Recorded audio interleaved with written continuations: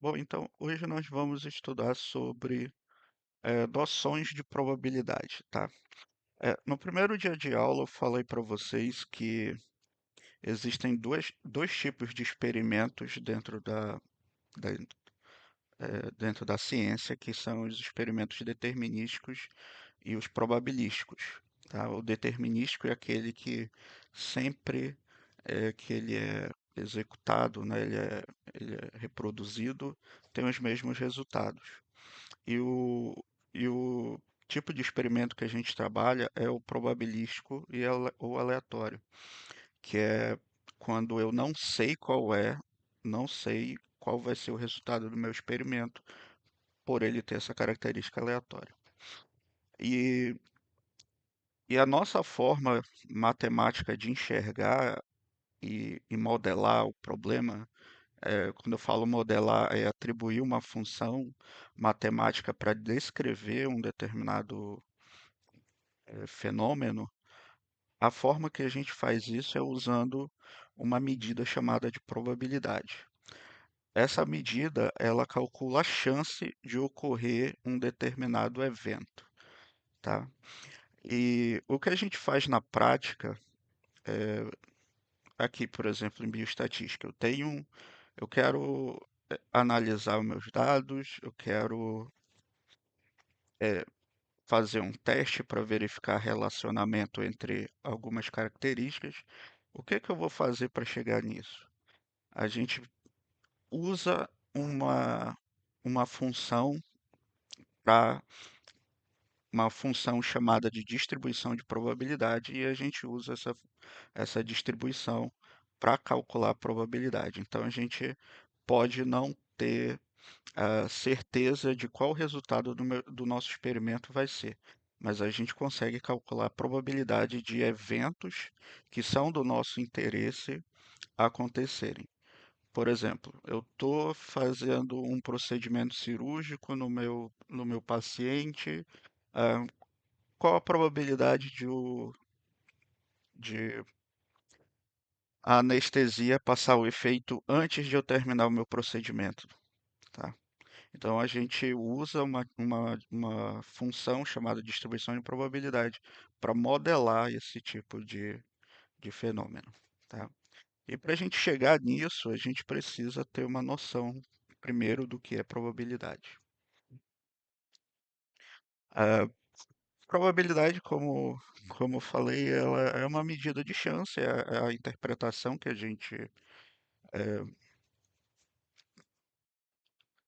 gente dá, né, para probabilidade, a forma fácil de interpretar. É, ela é uma medida eh, em cima de coisas que nós chamamos de eventos, tá? E probabilidade, ela é uma medida entre zero e 1. Ao contrário do que as pessoas pensam ou colocam, né, em forma de porcentagem, não é nisso, tá? A probabilidade não, não é ideal a gente usar porcentagem para representar a probabilidade.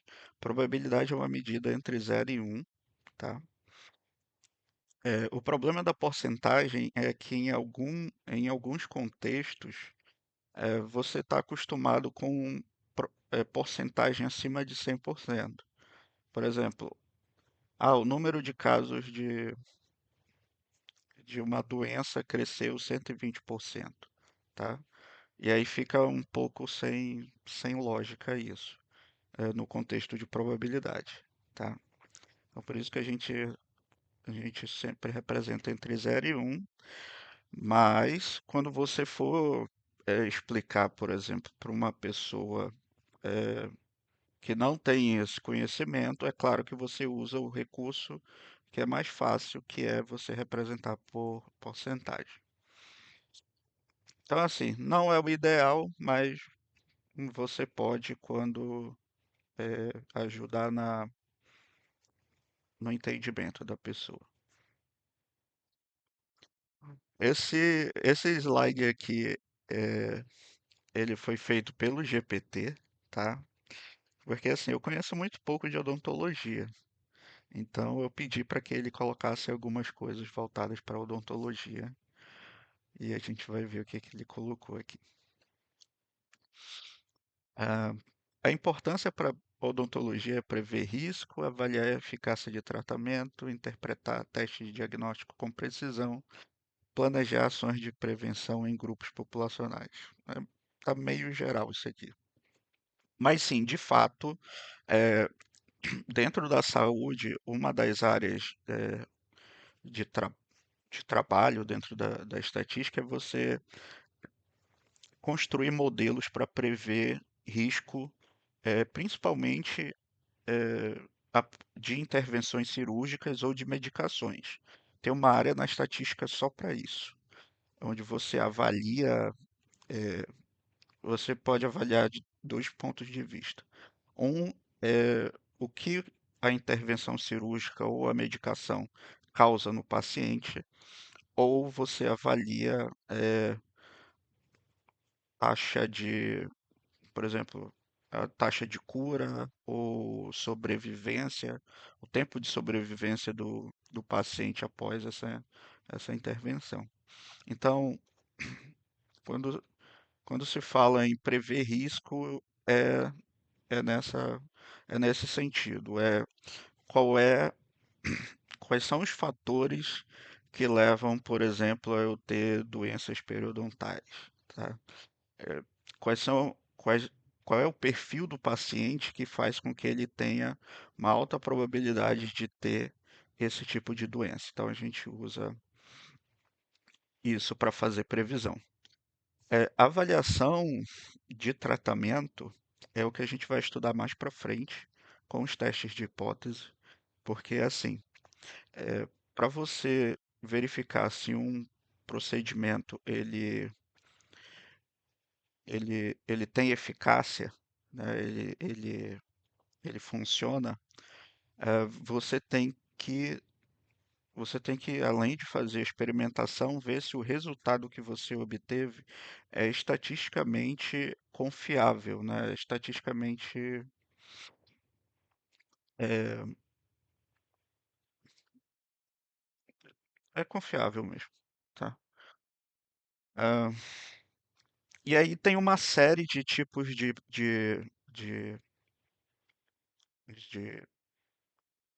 experimentos que a gente faz para conseguir avaliação de tratamentos, de medicação, de qualquer coisa, tá? Esses testes de diagnóstico são, são geralmente parecidos, as técnicas usadas são parecidas quanto para a gente verificar a eficácia de tratamentos, tá? Só que em teste diagnóstico a gente entra também um pouco em previsão, porque a ideia é fazer um diagnóstico que geralmente é muito custoso em termos de tempo, em termos financeiros e em termos de gerar de conforto para o paciente, tá? Então, tem outros testes, tem outras formas de você diagnosticar o, o paciente, mesmo que não tenha uma precisão perfeita, tá?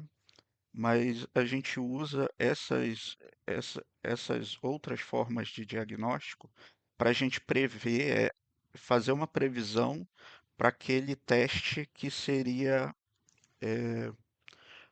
hum, mais assertivo, tá? É o que, que na saúde se chama os testes padrão ouro, tá?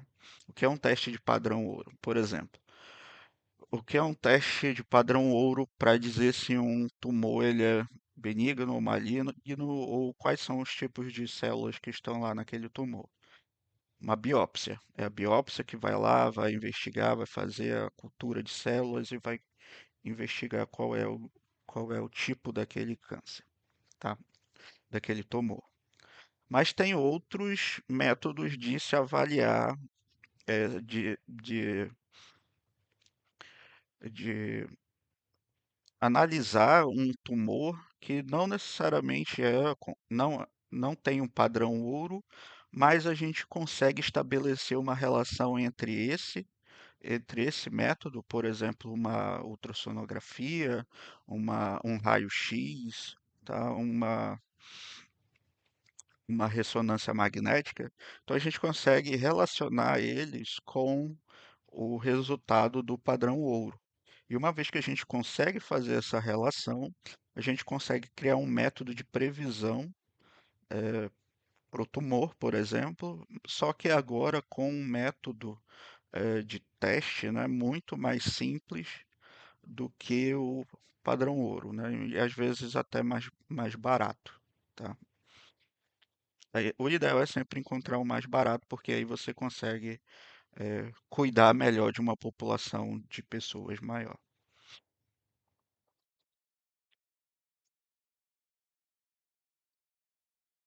Então, é claro que para a gente calcular a probabilidade, a gente precisa ter um experimento aleatório. Não tem como calcular a probabilidade em um experimento determinístico, porque você já sabe o resultado. Você já sabe o que vai acontecer, né? Então não precisa você calcular esse tipo de probabilidade. A, a probabilidade, ela, ela usa, ela calcula em cima do que a gente chama de eventos, que são é, coisas, né? São resultados que a gente tem interesse. E a coleção de todos esses resultados, ou seja, de todos os eventos possíveis, é chamado de espaço amostral. Então, o espaço amostral é o espaço total, tá? É como ele está diretamente ligado com a população, tá? A, a população, todos os resultados possíveis da população viram eventos dentro de um espaço amostral, tá? Ele dá um exemplo. Ah, tá. Um exemplo simples, né? Verificar se um paciente tem ou não periodontite. Então, os dois resultados possíveis para isso é a pessoa ter a doença ou a pessoa não ter a doença. Então, o espaço amostral ele consegue ser algo não numérico, por exemplo, tá? E um espaço amostral aqui, um numérico, poderia ser, por exemplo, o número de dentes cariados em um grupo de 5 pacientes. Esse daqui está errado. O GPT não acertou. Porque o número de dentes cariados em um grupo de 5 pessoas, quais são os resultados possíveis? Vai de zero, ok? Nenhum dos 5 pacientes tem cárie. É, algum, algum paciente tem é, uma cárie apenas. Ou eu posso encontrar nos cinco, duas, três, quatro, cinco, seis, tá? Então tá errado porque ele coloca aqui só até cinco, mas teriam seis. Eu consigo ter 6 cáries em 5 pessoas? Sim, tem dente suficiente para isso. Qual seria o total aqui? Seria o total de dentes dessas 5 pessoas, tá? Para esse experimento ser o número de dentes cariados. Então, agora se fosse assim, quais dessas pessoas têm, quantas dessas pessoas têm dentes cariados? Aí sim estaria certo. Nenhuma poderia, apenas um paciente, 2 pacientes, três, quatro, até no máximo 5 pacientes, tá? Então a GPT não, não correspondeu aqui, ó.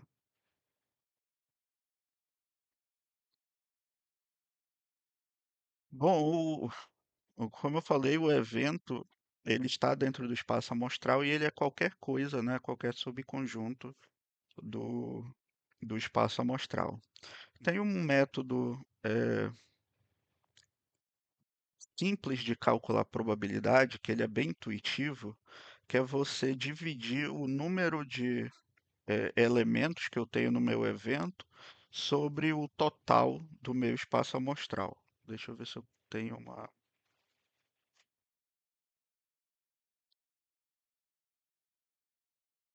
representação para isso.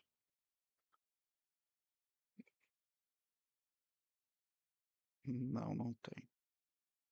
Mas assim, a forma mais simples de você pensar em probabilidade é você é,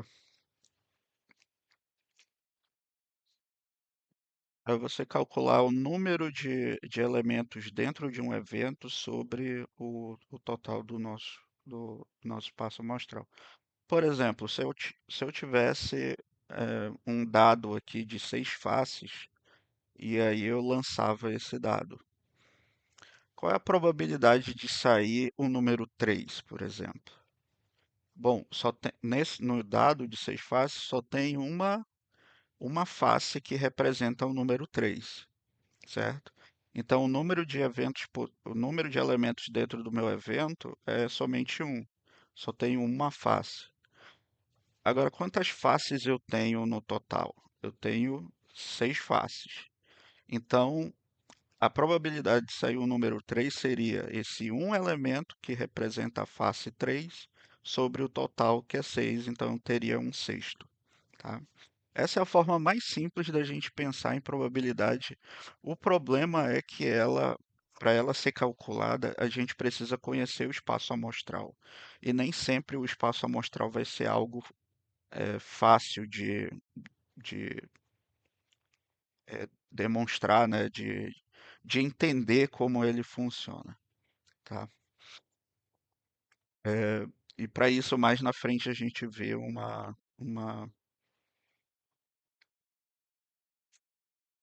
a definição formal de probabilidade.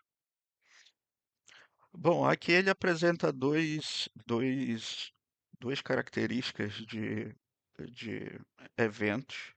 É que eles podem ser exclusivos, que significa que não existe interseção entre eles, ou seja, eles não conseguem acontecer ao mesmo tempo, tá? Por exemplo, vou lançar o dado novamente, vai sair o número 2 e o número 5 ao mesmo tempo. Não tem como sair isso, tá? Então, eles são eventos mutuamente exclusivos.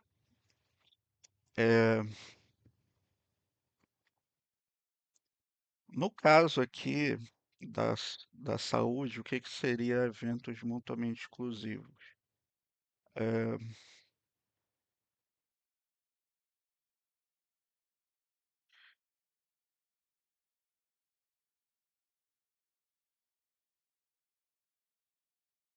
eu não tenho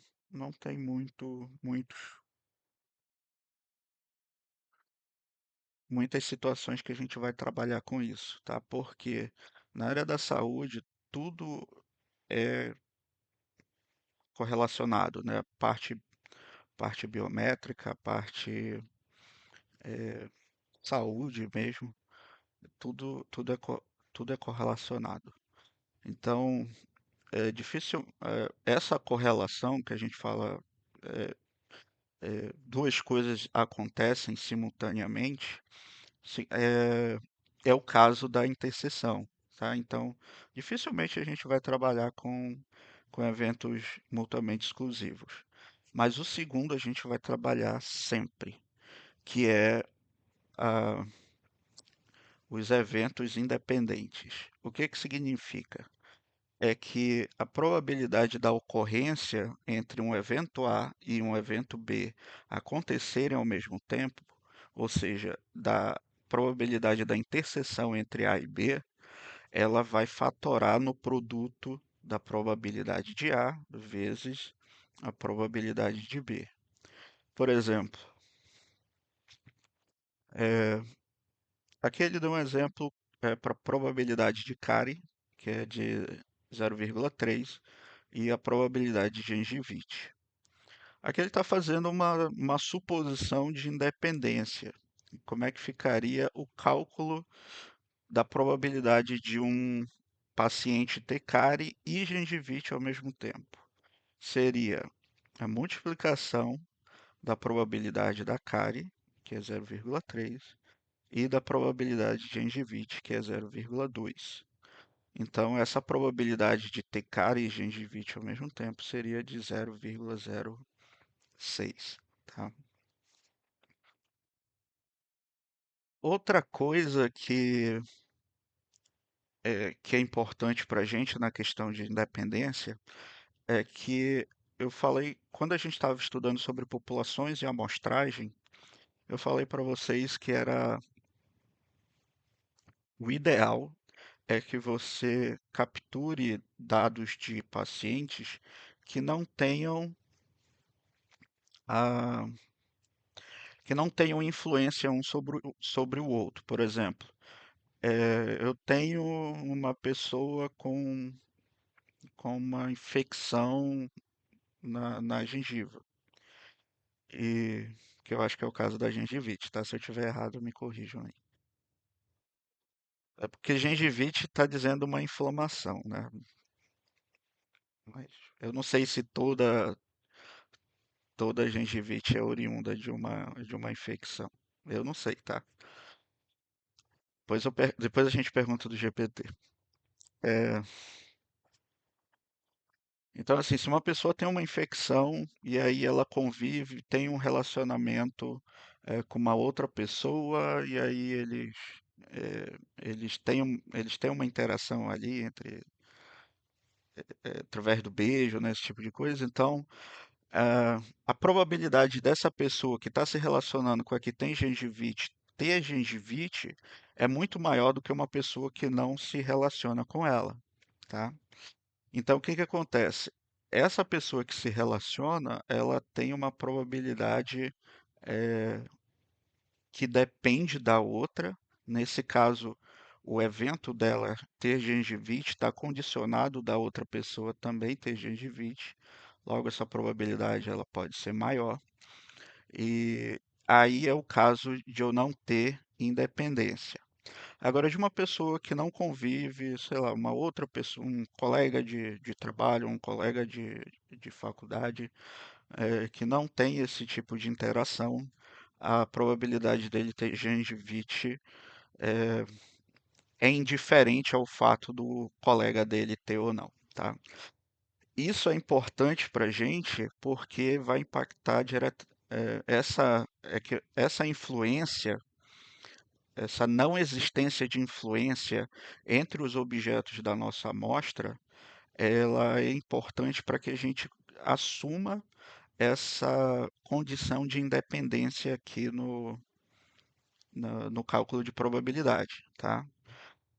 Primeiro que, se não tivesse independência, o cálculo de probabilidade seria uma coisa muito complexa de se fazer, tá? Em alguns métodos. E para que você conseguisse fazer com dependência, você teria que ter uma amostra muito maior, tá? É,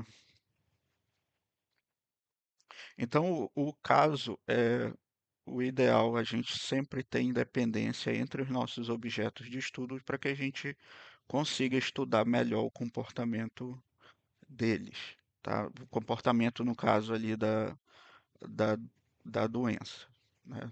Ou de uma outra coisa do nosso interesse.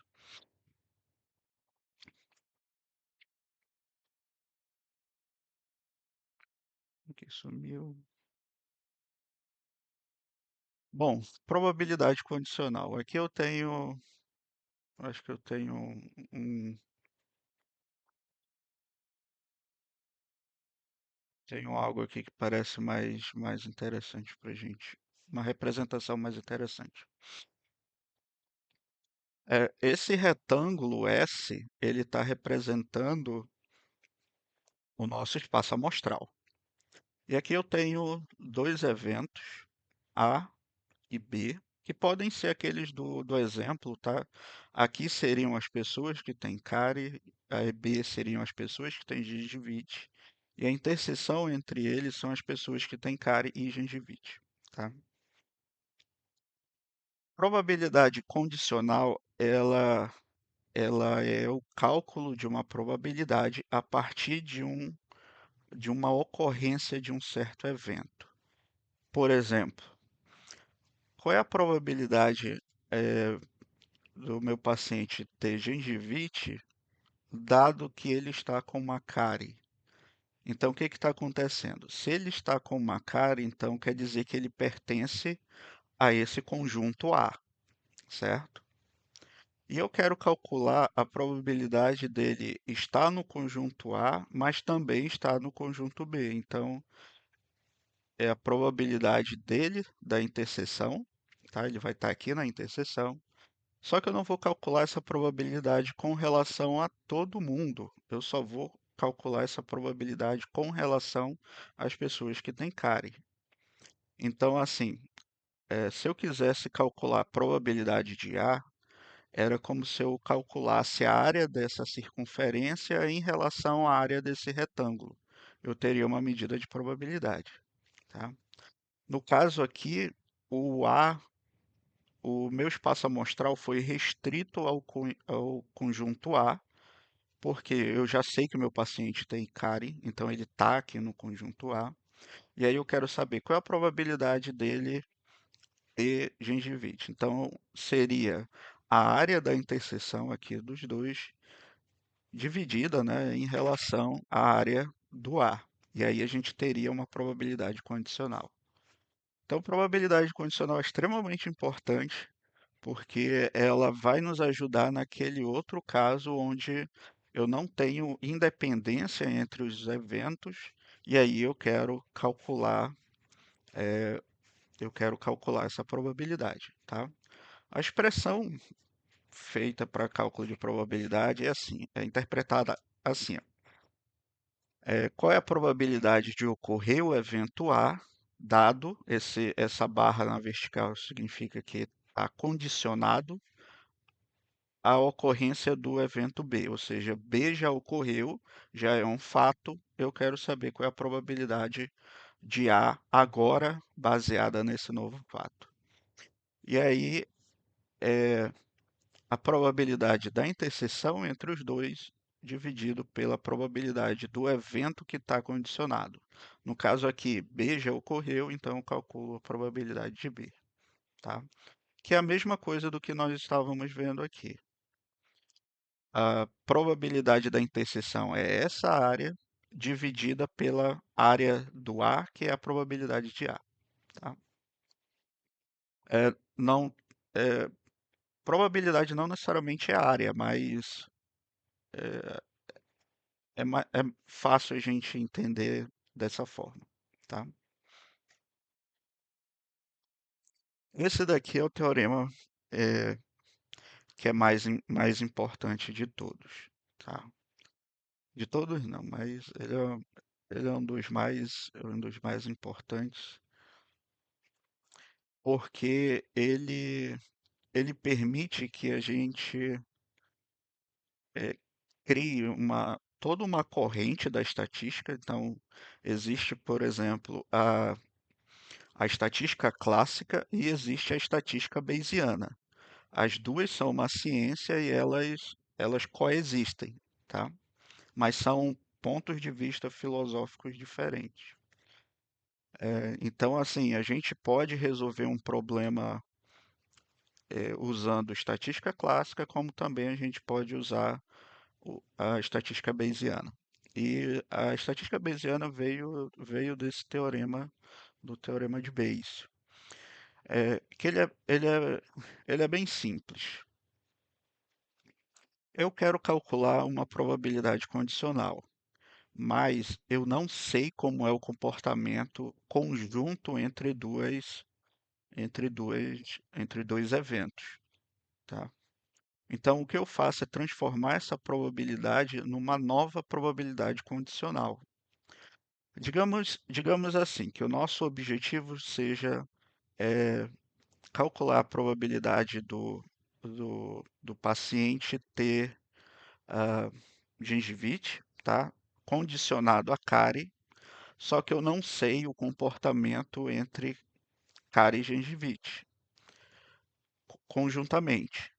Mas eu consigo observar, por exemplo, pessoas que têm cárie, não, pessoas que têm gengivite, e eu consigo ver se elas têm cárie ou não, tá? Então, eu reescrevo aquela probabilidade da interseção entre as duas, que a gente chama de probabilidade conjunta, que é a probabilidade de duas coisas acontecerem ao mesmo tempo. Eu, eu não, eu não consigo calcular a conjunta, mas eu consigo calcular a probabilidade de, dado que um paciente tem gengivite, a probabilidade dele ter cárie, multiplicando a probabilidade dele ter gengivite. E tudo isso dividido pela probabilidade de ter cárie, tá? Isso daqui permite que a gente faça também aqueles testes de diagnóstico. Por exemplo, qual é a probabilidade do paciente ter uma determinada doença, dado indicadores socioeconômicos dele, ou então indicadores sobre a saúde bucal dessa pessoa, ou qualquer outro tipo de característica que a gente observa. Eu não tenho como calcular essa probabilidade direto, porque eu não conheço a população, né? Eu não conheço as, as pessoas que têm doença. Eu só vou ter acesso a algumas pessoas que estão indo no meu consultório, no hospital aí na FAO, né? Na Faculdade de Odontologia. Então eu não vou ter acesso a todas as pessoas, eu só tenho acesso a essa. Então o que a gente faz é o contrário. O teorema de Bayes permite que a gente calcule essa probabilidade a partir de eu vou ter aqui informações sobre pessoas doentes, certo? E aí eu vou observar as características dela, que é como a gente faz hoje. Se você for querer estudar qualquer procedimento cirúrgico, doença, eficácia de medicação, o que que você vai fazer? Você vai pegar pessoas que fizeram o tratamento, que estão tomando o remédio, e aí você vai observar as outras variáveis, né, associadas a isso. E aí você vai tentar relacionar. Então, o teorema de Bayes faz exatamente isso. Ele permite que eu veja como é o comportamento das pessoas, né? Por exemplo, fatores socioeconômicos, saúde bucal, acesso a tratamentos, a que tipos de tratamentos, acesso a, a, a, a médicos, né, dentistas registrados dentro do conselho, né, eh, fizeram de verdade, né, uma faculdade.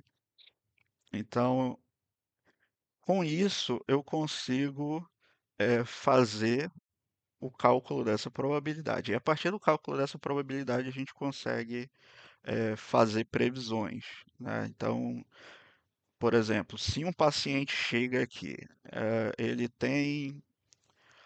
Vamos pensar aqui em gengivite, e eu tenho um paciente que ele. Qual é a probabilidade do paciente estar com gengivite? Se bem que isso é uma coisa fácil. Deixa eu ver uma coisa mais complexa. Tá, vamos lá. O, o, a- Qual é a probabilidade de um tratamento de canal ser bem sucedido em um paciente que tem um histórico grave com cáries, gengivite e outras coisas, né? Uma má manutenção na saúde bucal e tudo mais. Bom, eu não consigo calcular isso daqui, mas eu sei que eu consigo pegar aqui é, é, pacientes que fizeram o tratamento de canal e foi bem sucedido, e aí eu verifico como é o comportamento dessas outras variáveis, que é saúde bucal, a prevalência ou o comportamento de ter várias gengivites, né? o cáries e tudo mais. Então, isso daqui permite que eu veja um, um paciente, observe essas características, eu consigo calcular essa probabilidade do procedimento ser eficaz, tá? E é exatamente assim que a gente calcula risco de cirurgia. Você vê aqui quantos pacientes eh, foram a óbito ou a cirurgia não deu certo, e aí você vê quais são as características desses pacientes. E aí, pelo teorema de Bayes, você consegue dizer se, dadas as características, né, dados os exames pré-cirúrgicos da pessoa, se qual é o risco ou qual é a probabilidade eh, desse tratamento ser bem sucedido. Então, o teorema de Bayes ele serve para muitas coisas, ele nos ajuda a fazer tudo isso. Tá? O próprio GPT existe graças ao teorema de Bayes. Toda a inteligência artificial existe graças ao teorema de Bayes. Bom, de probabilidade condicional, a gente tem é,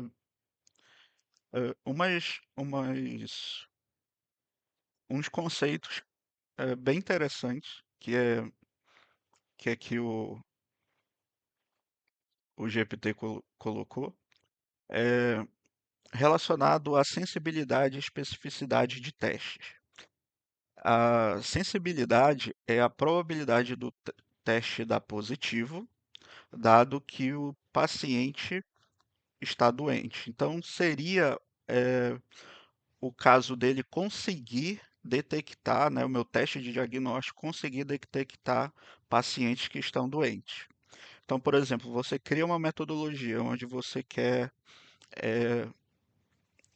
através da sua metodologia, dizer, né, com uma alta probabilidade que aquele paciente está doente, então a sensibilidade alta, né, ter essa probabilidade alta, significa que o seu método ele é especialista em identificar pessoas doentes, tá? Se a sensibilidade for pequena, quer dizer que o teu procedimento ele deixa passar pessoas que estão doentes e colocam essas pessoas como se tivessem saudáveis. E isso é uma coisa ruim, né? Porque as pessoas que estão doentes, mas elas não estão sendo positivadas, né? O teste não está dando positivo, então essas pessoas não vão buscar tratamento. A outra coisa que é a especificidade. A especificidade é o teste dar negativo e a pessoa está saudável. Então, aí é a outra situação.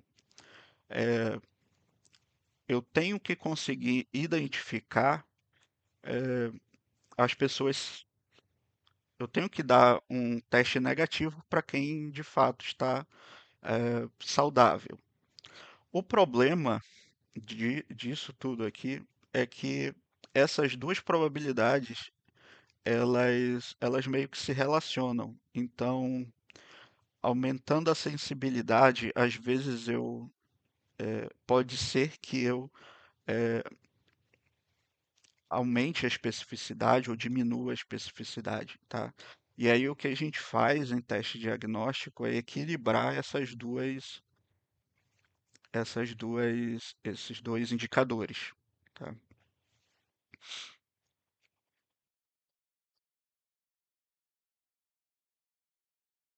Bom, esses dois termos eu não conhecia, tá? Que era valor preditivo positivo, que é a probabilidade de estar doente dado que o teste foi positivo. Então é, é aquilo que a gente quer, é o nosso objetivo, que eu falei aqui. Eu quero saber se a pessoa está doente dado os exames dessa pessoa, né? Todo os testes de diagnóstico. Então esse VPP é realmente de fato aquela probabilidade que é interessante para a gente. O valor preditivo negativo já é o contrário, é a probabilidade da pessoa ser saudável dado que o teste deu negativo. Então, assim, o meu método ele consegue, baseado, né, nos diagnósticos que deram tudo negativo, é, eu quero calcular a probabilidade da pessoa realmente estar saudável. Então, todas essas medidas, o ideal é sempre que elas sejam o maior possível, tá? Tem uma, tem uma outra, tem uma outra medida que é a prevalência, eh,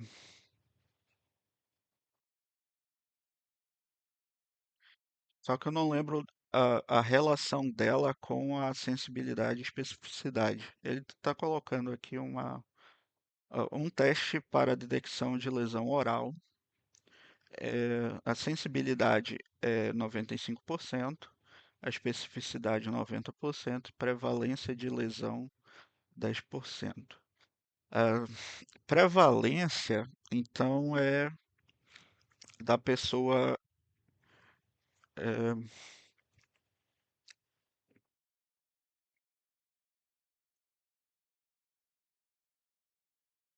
Agora complicou. É, Pelo jogo de probabilidade, ele é o contrário da especificidade, mas vamos ver se faz algum sentido. O prevalência seria a probabilidade de o teste ser positivo e a pessoa estar saudável, tá? Eu acho que aqui não faz muito sentido, não.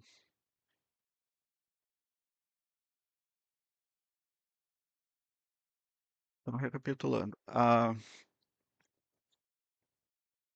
sensibilidade é eu conseguir diagnosticar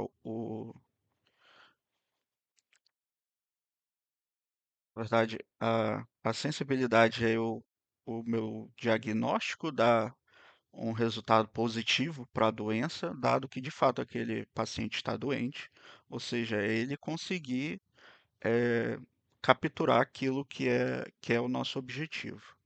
E a especificidade é ele não criar o que a gente chama de falso positivo. O falso positivo, ele são pessoas saudáveis que o teste deu positivo.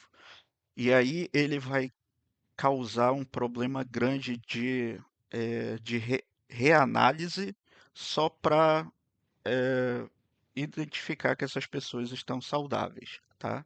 Então, a sensibilidade, a especificidade é o teu procedimento ele conseguir minimizar o problema do falso positivo, ou seja, aquela pessoa que não está doente, mas aí, como deu positivo, você vai ter que investigar aquilo ali. Então, vai gerar mais trabalho, certo? Então, a especificidade ela é importante para isso.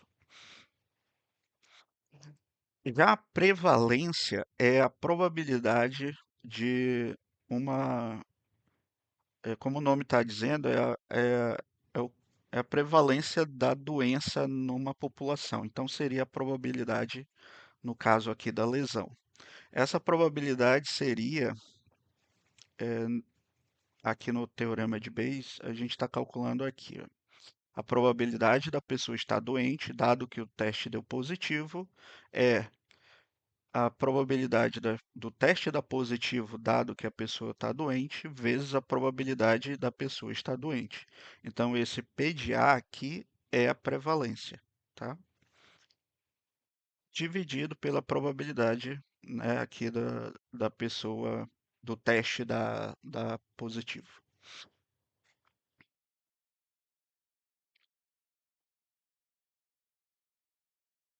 Bom, e aí a gente tem.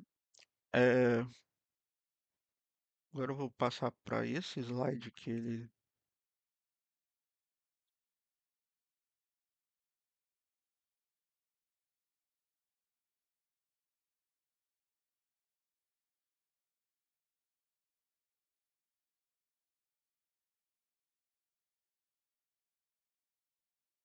Não, vou pular isso daqui porque eu quero uma aula só disso daqui. Como a gente tem tempo,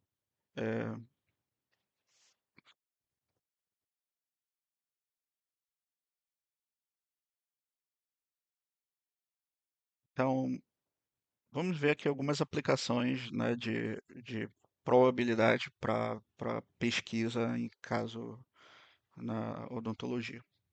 É, onde mais se usa a estatística na saúde em geral é na epidemiologia, tá? É, e a gente tem vários tipos de estudo e os mais usados, os mais populares são esses daqui, que é o estudo de caso controle, que a gente também chama de estudo AB ou teste AB, que é o seguinte: eu quero estudar uma, uma determinada característica, tá? Vou usar esse exemplo aqui, ó. O tabagismo aumenta o risco de periodontite? Não sei. Então, o que que a gente vai fazer? A gente vai, então, calcular a probabilidade de uma pessoa ter periodontite, dado que ela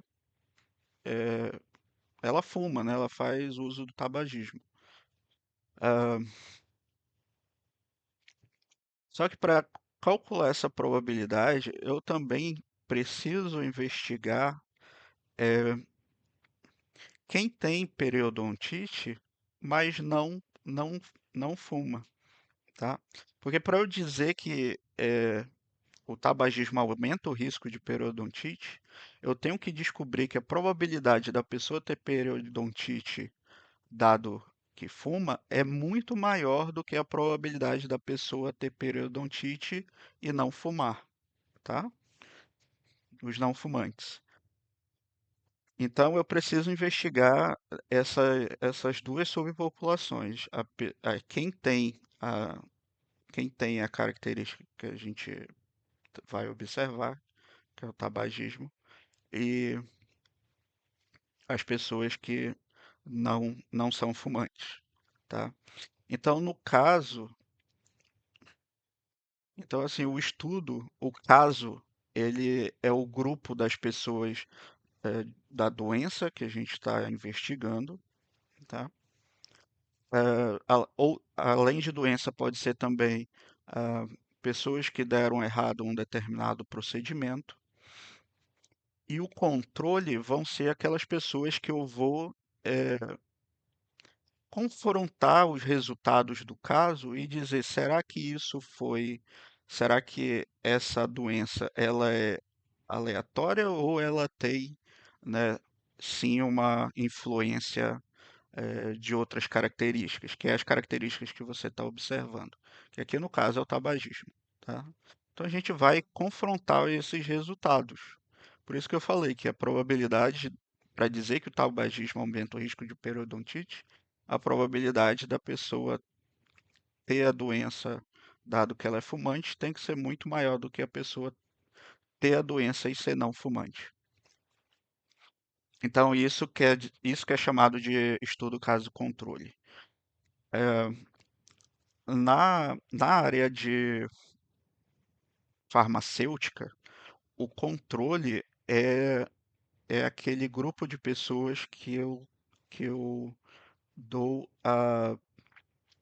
o placebo.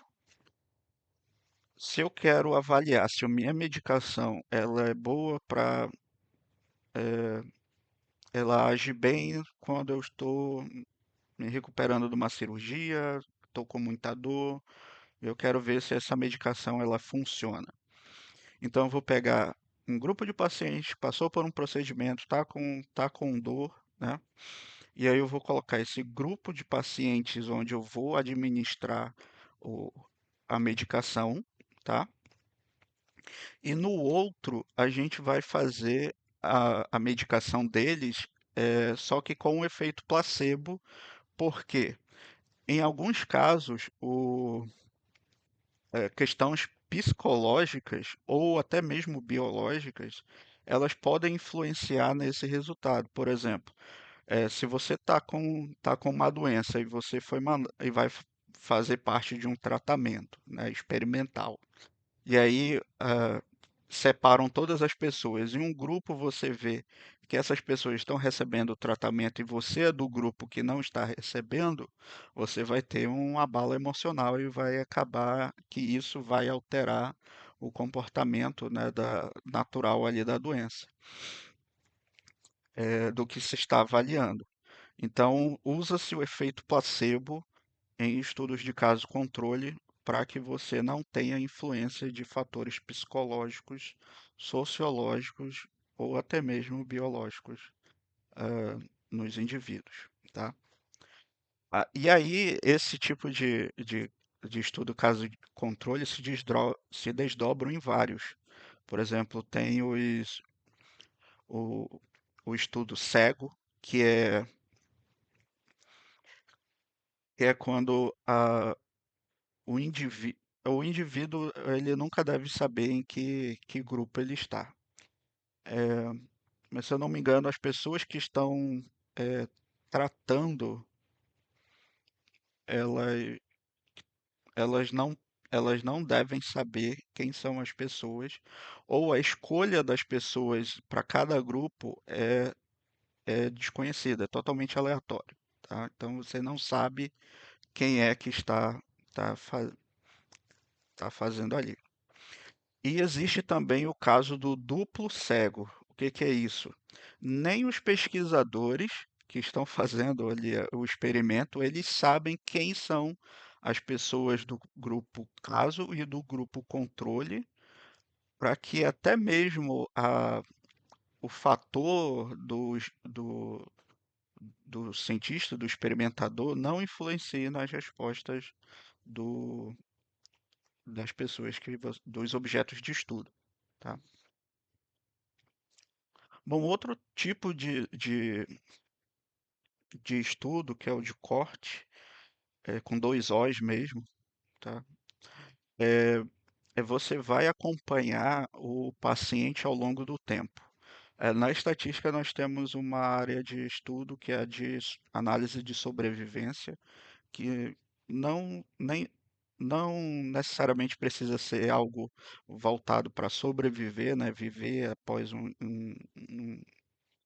determinado período.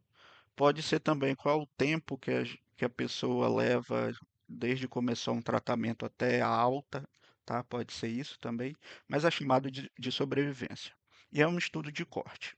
Então você vai acompanhar ah, a doença, né, ao longo do tempo e eles podem ter três características. Você pode ter o estudo completo. Você, por exemplo, quer observar até a alta do paciente, tá? Você vai ali acompanhar mensalmente, observar as características que você está observando e você vai acompanhar até o paciente ter alta. Pode ser que todos os pacientes tenham alta e aí, não tem nenhum problema matemático para se trabalhar com esse tipo de situação, mas tem outras duas características que é a censura e tem o corte agora, corte com um O, tá? A censura é. Calma aí, só um instante.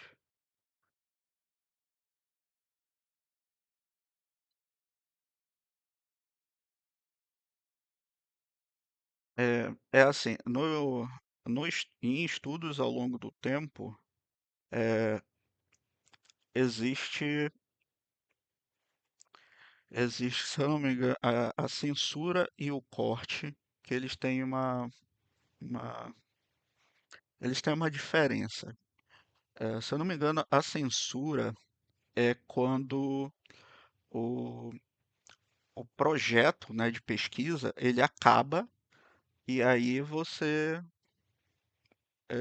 simplesmente interrompe o, o, o experimento e o tempo máximo que durou o estudo vai ser o tempo de alta, por exemplo, do paciente. Então você não vai saber realmente quando ele teve alta porque o estudo acabou.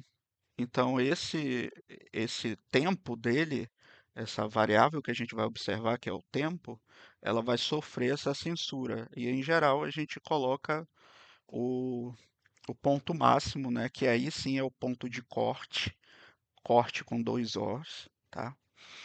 É,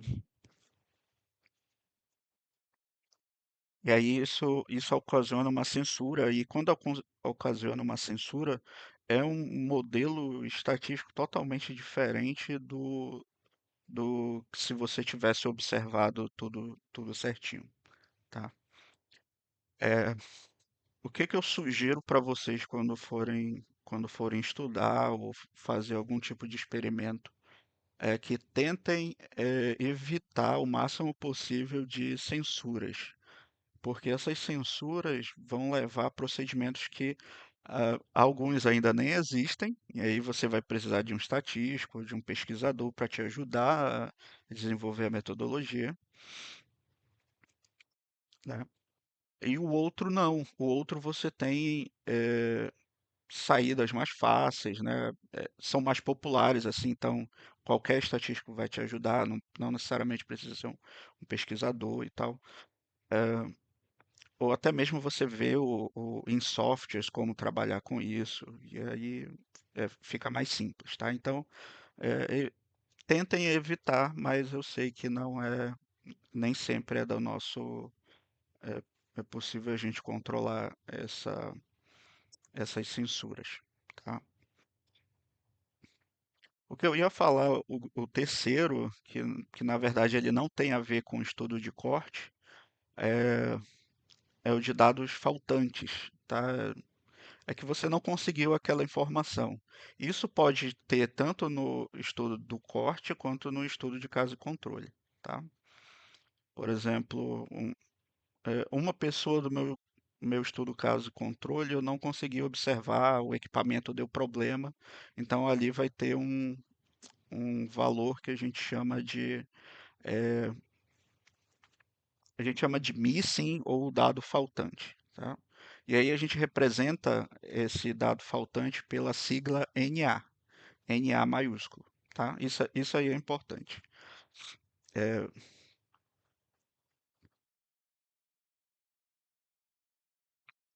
bom, então,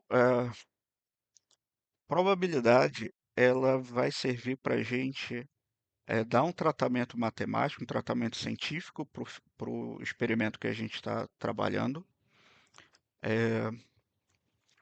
para que uma constatação nossa ou uma hipótese tenha uma validade científica, a gente precisa dar esse tratamento probabilístico para os dados, tá?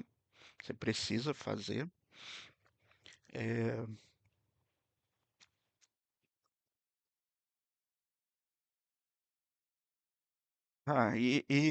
e o mais legal é que a probabilidade ela não dá uma informação para quando a gente precisa é, tomar uma decisão.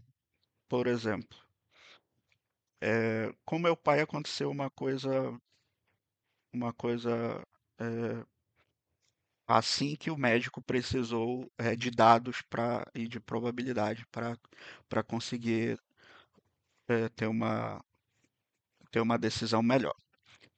Meu pai sentia fortes dores no peito e, e aí ele procurou, né, o cardiologista e tudo mais. Fizeram um cateterismo para ver, né, se tinha alguma passagem né, já quase fechando e tudo mais. E aí o que o médico observou foi que a, a quantidade de material, né, preso na parede da artéria era compatível com pessoas da idade dele, tá? Qualquer pessoa, independente do estilo de vida daquela pessoa, ela ia acumular aquela quantidade de substâncias, né? Porque não é só gordura, tá? Tem outras macromoléculas que vão se prendendo lá também. É, e aí o que ele fez? É, por ele ter uma outra perspectiva, dado outros exames que estavam relacionados à, à,